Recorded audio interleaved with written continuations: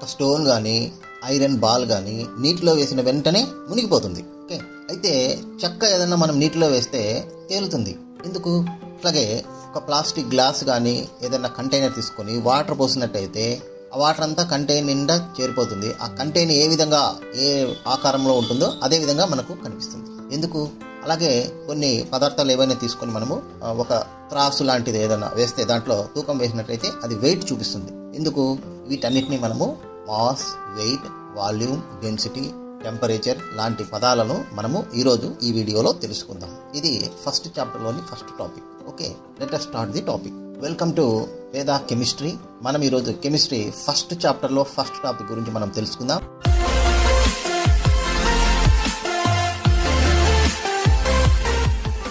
Intermediate first ఇయర్లో మొట్టమొదటి topic గురించి మనం ఈరోజు తెలుసుకోబోతున్నాం. మొట్టమొదట కెమిస్ట్రీ అంటే ఏమిటి, అసలు ఇంపార్టెన్స్ ఆఫ్ కెమిస్ట్రీ అంటే ఒక్కసారి మనం చూసినట్టయితే, ఫర్ ఎగ్జాంపుల్ మెడిసిన్స్ కానీ సోప్స్ కానీ ఇవన్నీ మనం వాడుతుంటాం. అలాగే ఫుడ్ కానీ ఇవన్నీ వాడుతుంటాం. ఇవన్నీ ఎలా తయారయ్యాయి?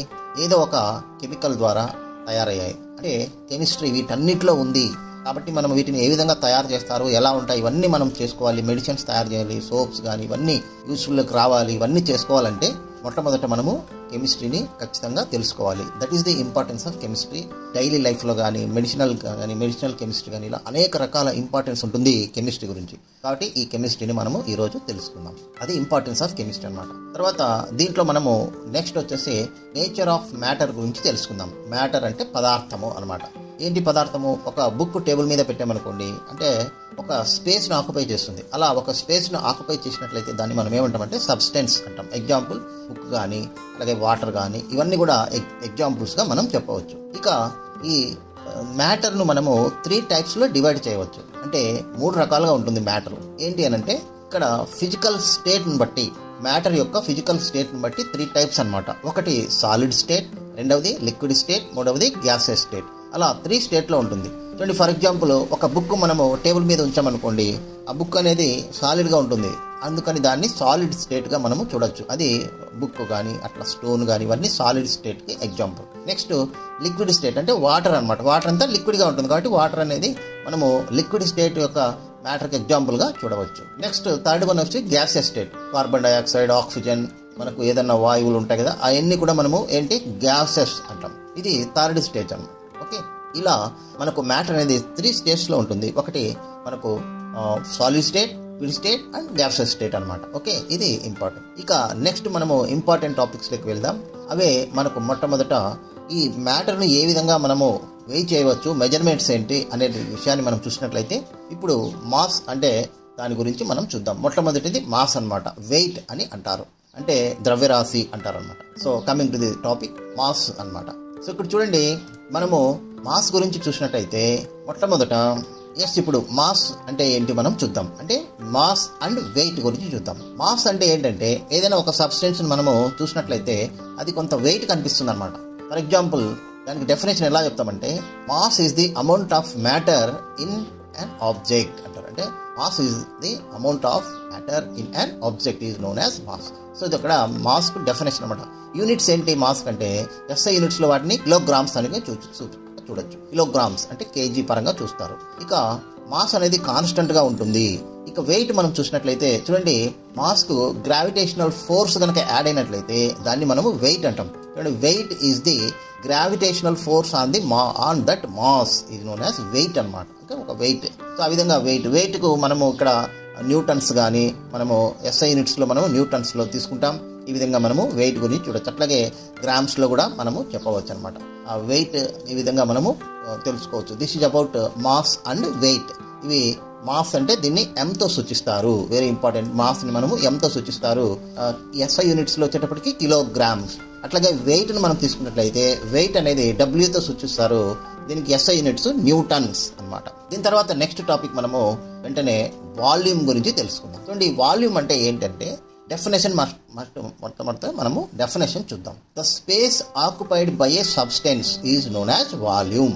The space occupied by a substance definition ఇది. అంటే ఏదైనా ఒక సబ్స్టెన్స్ ఎంత స్పేస్ ఆక్యుపై చేస్తుంది. ఫర్ ఎగ్జాంపుల్ ఒక బీకర్ తీసుకొని దాంట్లో వాటర్ వేసామనుకోండి, వాటర్ ఆ బీకర్ మొత్తం ఆక్యుపై చేసేస్తుంది.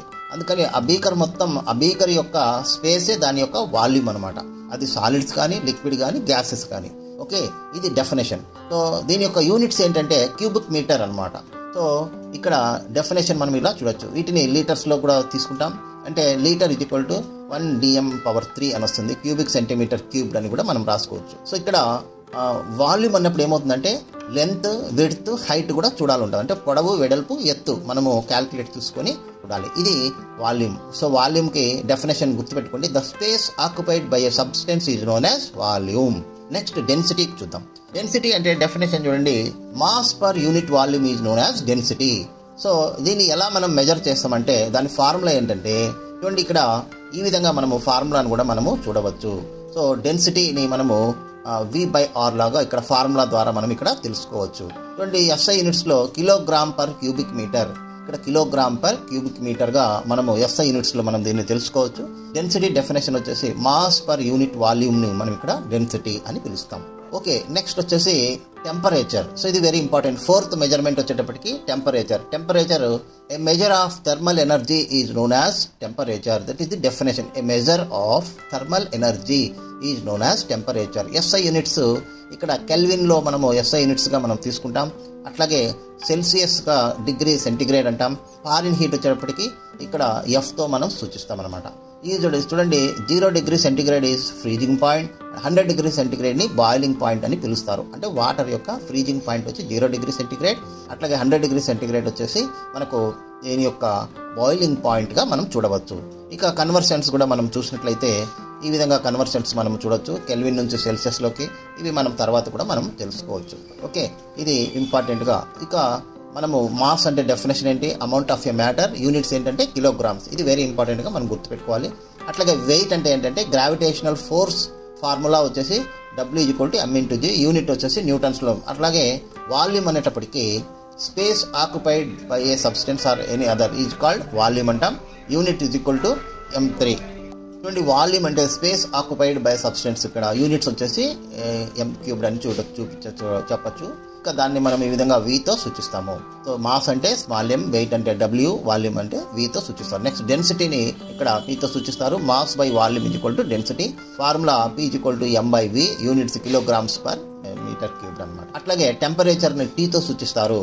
ఓకే, థర్మల్ మెజర్ యూనిట్స్ మనం ఇక్కడ కెల్విన్ స్కేల్ కానీ, సెంటిగ్రేడ్స్ కానీ, ఫారిన్ స్కేల్ కానీ చూపించవచ్చు. ఇది మనం ఇక్కడ తెలుసుకోవాల్సింది. Okay, this is about total different measurements అనమాట. Okay, thank you.